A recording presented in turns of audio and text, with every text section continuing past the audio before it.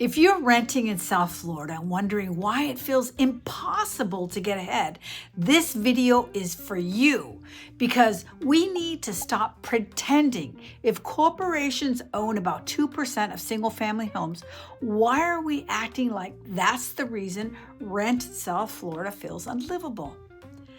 That's not analysis, that's a distraction. And millennials and Gen Xers are too informed and too squeezed to keep buying it.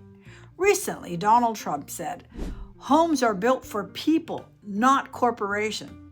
It's a great soundbite, very shareable. But let's pressure test that using South Florida housing reality, not national talking points. Rent affordability in South Florida collapsed, whether buildings were owned by corporations or local mom and pop landlords. So if rent is still exploding, then maybe corporations owning homes isn't the real issue. Let me be very clear before this gets twisted. I'm not pro-corporation. I don't want hedge funds owning neighborhoods. I don't want permanent renters with no path to ownership. The Trump family itself built wealth as landlords, part of the same ownership class where renters pay monthly and owners accumulate equity. So this isn't about defending anyone.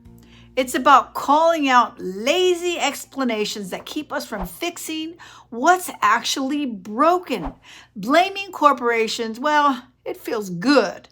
It gives us a villain. It fits on a headline and lets policymakers dodge real accountability. But here's the inconvenient truth.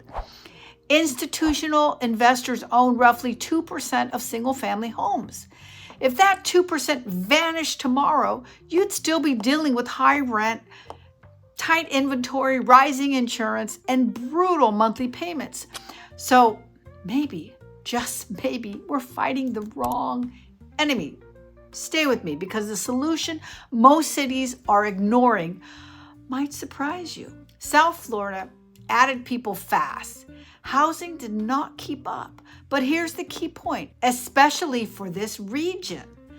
The solution cannot be endless sprawl. Paving wetlands isn't affordable housing. Destroying green space isn't progress. If we want real affordability and environmental protection, we need smarter solutions, not more finger pointing.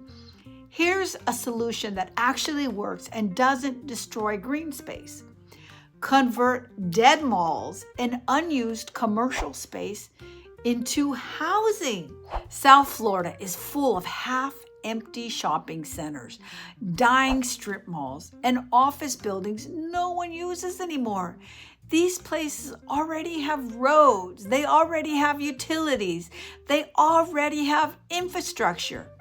Mixed-use housing, apartments over retail, walkable communities. This is how you add housing without touching the Everglades.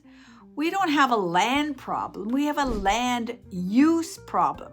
Now let's talk about what actually shows up on your monthly budget.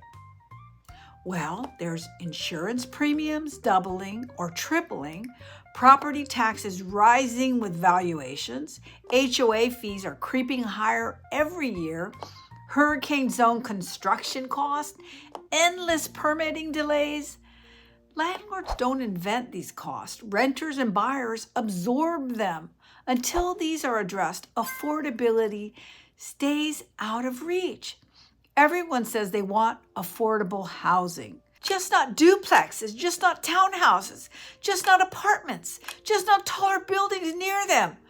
So we block smart density, protect scarcity, and act shocked when prices explode. That's not a mystery, that's economics. Here's the uncomfortable truth. If we keep blaming the wrong things, nothing changes. Rent keeps rising, home ownership drifts further and further away.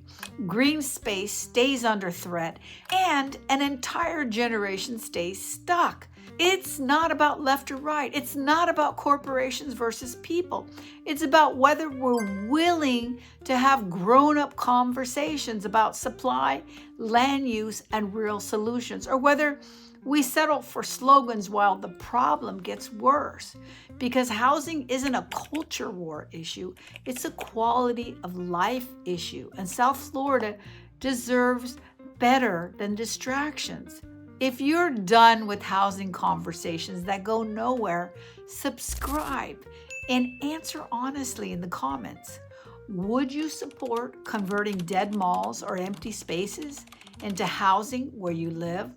Yes or no, and why? This is how change starts, with having the right conversations.